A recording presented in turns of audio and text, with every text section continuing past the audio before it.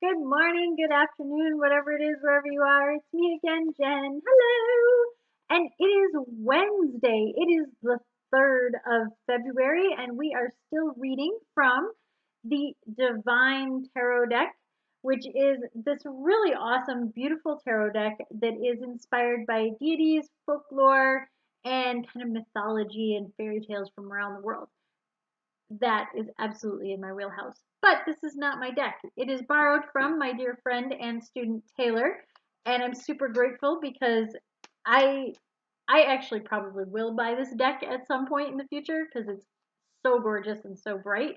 It does come with a lovely little guidebook that has not only the meanings of the cards in it, but also like what folklore or fairy tale it comes from and where in the world it comes from, which is super helpful, I think.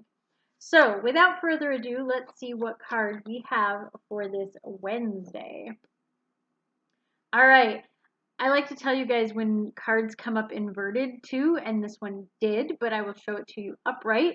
It is the Two of Wands. And I am going with this is probably a very Greco-Roman sort of mythology. It looks like Juno, I'm sorry, not Juno, Janus. Janus? Juno?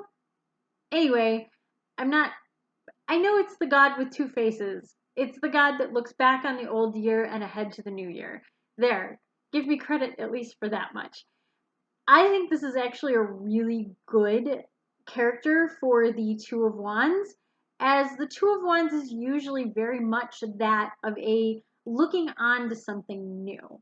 So when you get twos are kind of a making a choice or finding a balance. And wands usually have to do with intellect and creativity and passions and fire and those kinds of things. This character, there's a lot more water represented than fire in a usual wand card, but I think that's okay. His little robe there is red, so we'll give it credit where credit is due on that one. I like that they kept with that the face is older on one side and younger on the other, so that it does still depict that movement of time. I'm guessing what mythology it is, so let's just see what we've got here for the Two of Wands as our character on here. I'm hoping I'm correct. I'm giving myself credit. Janus! See? Janus or Janus. I knew it wasn't Juno. Juno is um the god rather or okay, Janus is a god too. I'm totally rambling. Anyway, it's interesting because they're saying that this is specifically Roman mythology, and I was not sure on that. So I'm actually really grateful. Well, how many of you have studied Greek and Roman mythology kind of all at the same time, and you get fed a lot of the same stuff? They have, the gods of war and the gods of love. They're pretty much the same other than the name. So we have the Two of Wands. Okay, see, this is more representing travel and things like that, which is true. But it does say Janus is the god of doorways and transitions. So he is able to look to the past and the future in order to make decisions, always in motion. So I like this because, again, it is about transition and in some cases travel. I don't feel it is as strong in the travel vibe as like the Three of Wands, which is very much that crossing into something new. But at least intellectually speaking, this is kind of weighing your situation. Do you want to move on and move up and do something new, or do you want to benefit from where you are and continue to grow in the realm that you are currently in? So I like this. I also like that he's kind of stepping forward and upwards. And that to me is that growth and that expectation of something new and exciting. And I love this as a Wednesday card because I feel like this is a little bit what we do on a Wednesday. We look back on Monday and Tuesday and say, okay, well, that was great or not so great.